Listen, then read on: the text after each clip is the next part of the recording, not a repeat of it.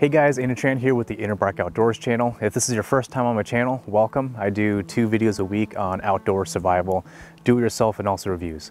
But in this video, I wanted to do a instructional video on how to make Charcloth. Charcloth is one of those things that people don't really use anymore, don't really think about anymore, and there's not too much instruction on it. So what I wanted to do is show you how to make Charcloth and also how to bring this into flame. So the beauty of this project is it takes very little tools and materials to actually complete. So in the very least, you'll need a knife or something to actually cut your fabric with. The beauty of this Work Tough knife is that it's carbon steel, meaning that when we go to build our fire later, we can actually use this as our fire steel. And so a fire steel is a little bit different than a ferro rod, and I'll explain a little bit more on that a little bit later. Then you'll need some sort of natural tinder. This is shredded up twine, and the beauty of this is anyone can go out to any craft store or a grocery store or whatever and then grab a bundle, and it's something really good for you to practice with. And then you'll need a piece of chert.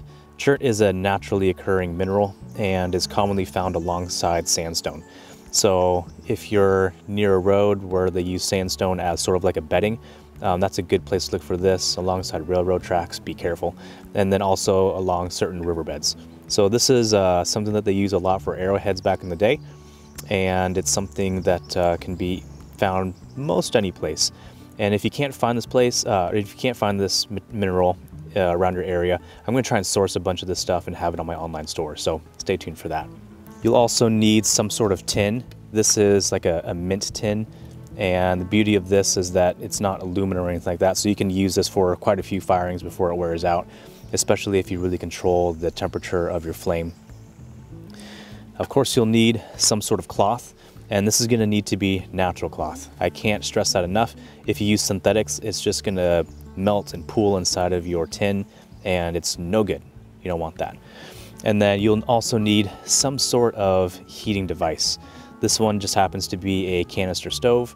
The beauty of this is that you can really control the flame and the temperature so that you're not overdoing things. But you can use a campfire, you can use pretty much anything as long as it's outdoors.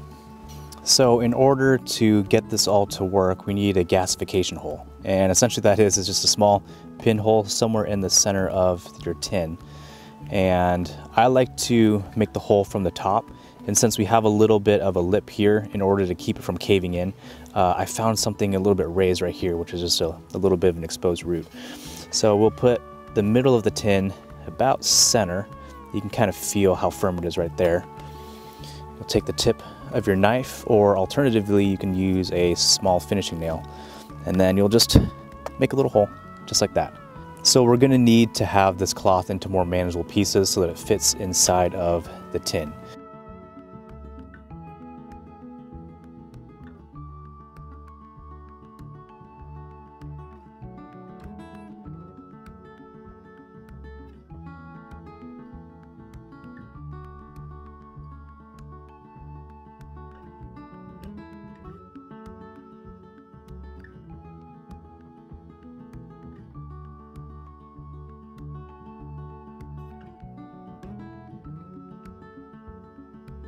Once we have pieces of fabric that are more or less the size and shape of this, we still want a lot of space on the sides so that there's circulation of air.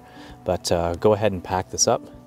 And we want to pack it very loosely because anything tighter and the center pieces are not going to get gasified.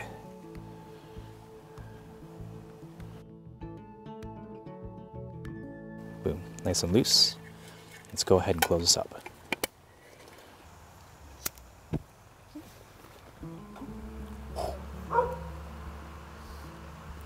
So you'll put your heat source at a very low heat, and then you'll put your tin with your cloth inside on the top. So you can see here that the smoke is coming out the pinhole, and you can actually take a lighter and light this on fire.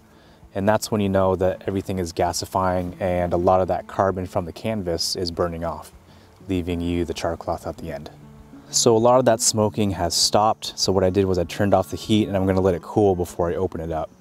If you open it up while it's hot, then there might be some smoldering on the inside, and that introduction of oxygen into the chamber is going to make it ignite. So we want to let it cool all the way.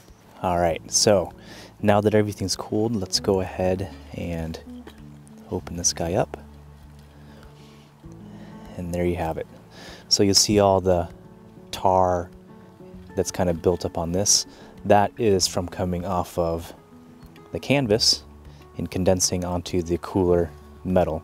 And then most of it actually escaped through this hole and just around the edges. All right, so this is pretty much the transformation from raw canvas into Charcloth.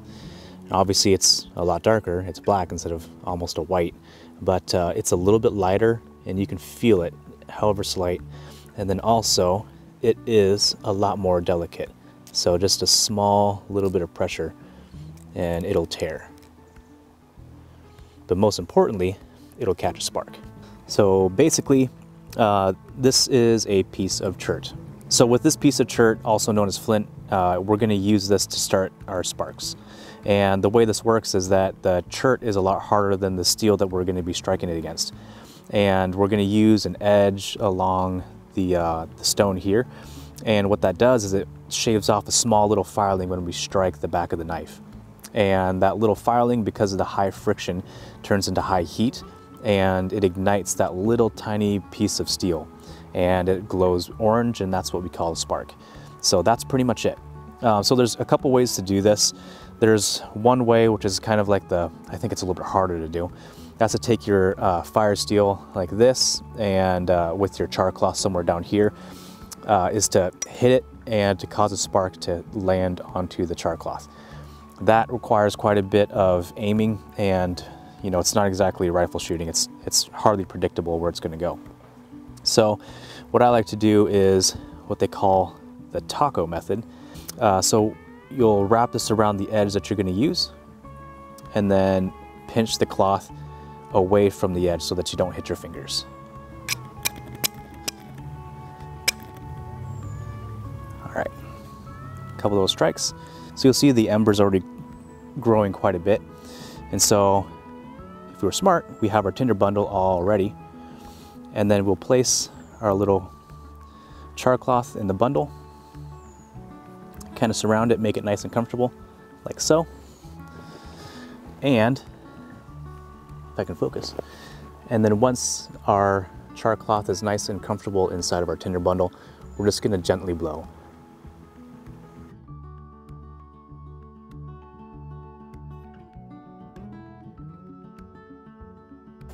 Boom, now you have flame. Yeah, it's still burning. I did a pretty good job, didn't I? So we took raw cloth, turned it into Charcloth, and then took a spark to it and created a flame. This is pretty much how it was done for a long time before the invention of matches, or when matches were commonly or easily tradable. So this is a really good way to keep fire going later on in the future. So once you start your fire from, you know, hand drill, bow drill, whatever, having a really fast and easy way to start a fire from there is huge. That way you don't have to carry it with you. But anyway, if you guys have any comments or questions, you go ahead and comment down below. I try to answer every single one, or go ahead and message me through Facebook or Instagram. If you guys enjoyed this video, please like, share, and subscribe, and also check out that Facebook page and Instagram. It really helps me know that these are the kind of videos you want to see. But as always, take care out there. Bye.